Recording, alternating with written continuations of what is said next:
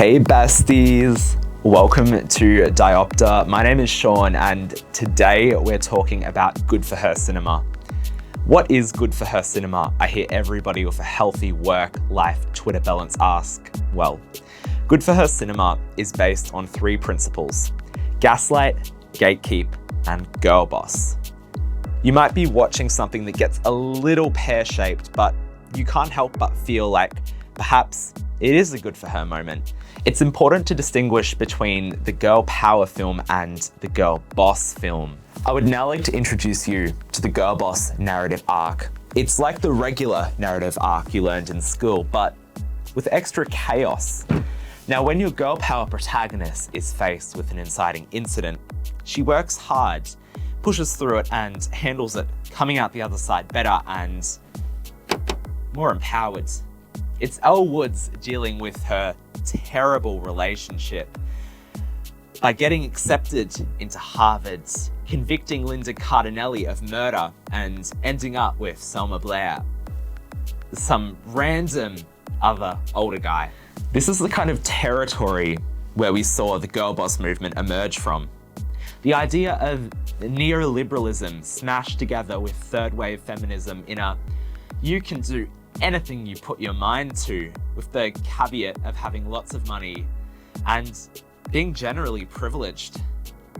But that's not the girl boss we're here to discuss today. Instead, the new girl boss we are seeing emerge is both a response and satire of the first iteration of girl bossery. She's both entrepreneurial, savvy, and a total sociopath. She's murdering the patriarchy and generating her own power, but still reeks of privilege and money. It's a combination of Beyonce's Flawless, Bo Burnham's A White Woman's Instagram, and Peg the Patriarchy. It's Eric Andre asking Mel B if Margaret Thatcher had girl power. Do you think Margaret Thatcher had girl power? Yes, of course. Do you think she effectively utilized girl power by funneling money to illegal paramilitary death squads in Northern Ireland? I don't know about that. So back to the narrative arc. The girl boss reacts to the inciting incident by going completely off the rails.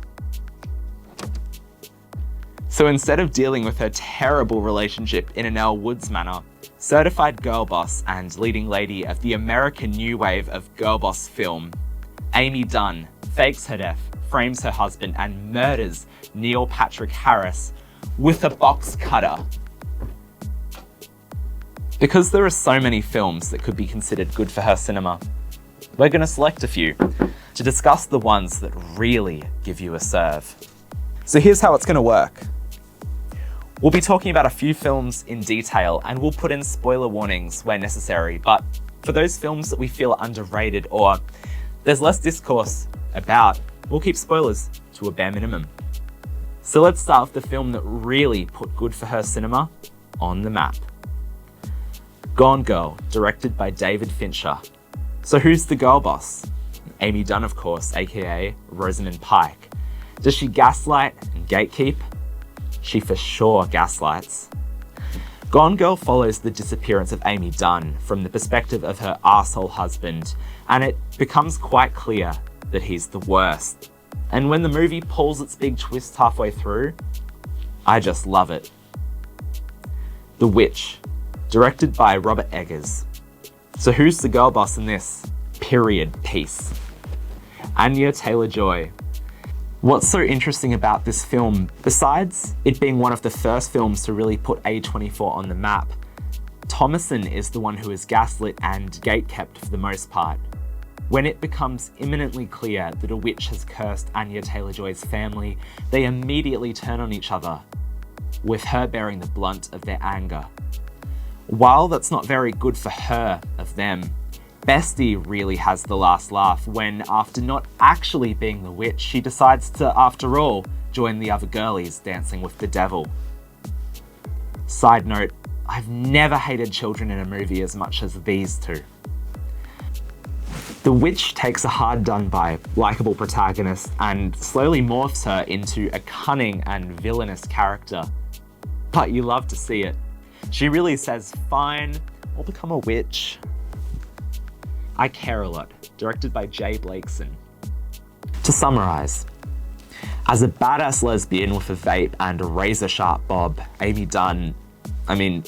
Marla Grayson, uses her position as a public carer to look after the elderly in order to institutionalise and sell off their assets. In other words, she's a girl boss. It kinda reminds me of Bad Education, where a gay Hugh Jackman and girl boss Alison Janney spent millions on the school's expense card. The Handmaiden, directed by Park Chan-wook. Good for Her cinema exists widely outside of the US too. The Handmaiden is a South Korean genre-bending thriller by Park Chan-wook, released in 2016. And I think the reason why The Handmaiden works so well is that, like Park's other film Oldboy and a lot of the more popular Korean films, there's a really tantalizing hybrid of genres on display. It's a period piece, a tense espionage thriller, while also feeling like a neo-noir that wears wuthering heights like Gothic influence on its sleeve.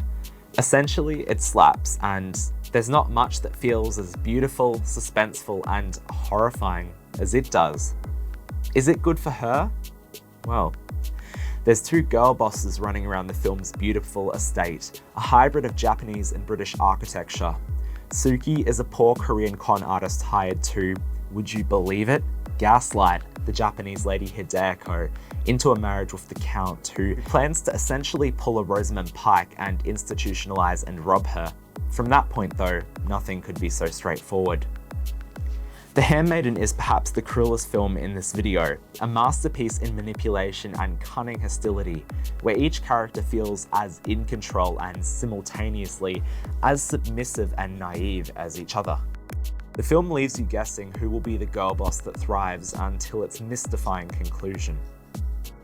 White Material, directed by Claire Denis.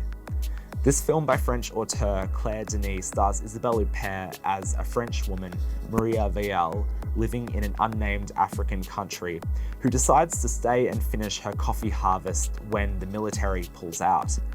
There's nothing more girl boss than a Karen on a downward spiral from colonialism.